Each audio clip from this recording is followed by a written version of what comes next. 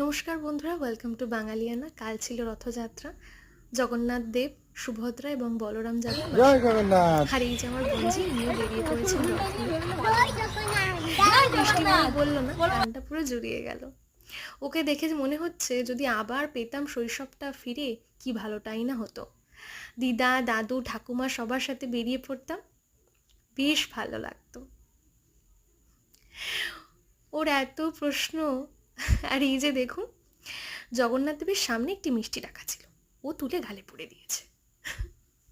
এই জন্যই বলি শিশু নারায়ণ। ওর মনে কিন্তু বেশি কিছু আসেনি, ওর মনে হয়েছে একটা মিষ্টি আছে, তাহলে ভগবান আর আমি ভাগ করে খাই, বেশ ভালো হবে। ভগবান যদি সবাইকেই এত সুন্দর সরল মন দিত, তাহলে হয়তো দুনিয়াটা অন্যরকমভাবেই চলতো। যাই হোক, আমাদেরও শৈশবকালের কত স্মৃতি আছে যে বাড়ির সব বড়রা একটু রথের দড়িতে হাত দেবে, তারপরে আমাদের কিছু টাকা দেবে, তারপরে হবে জিলিপি আর পাঁপড় ভাজা।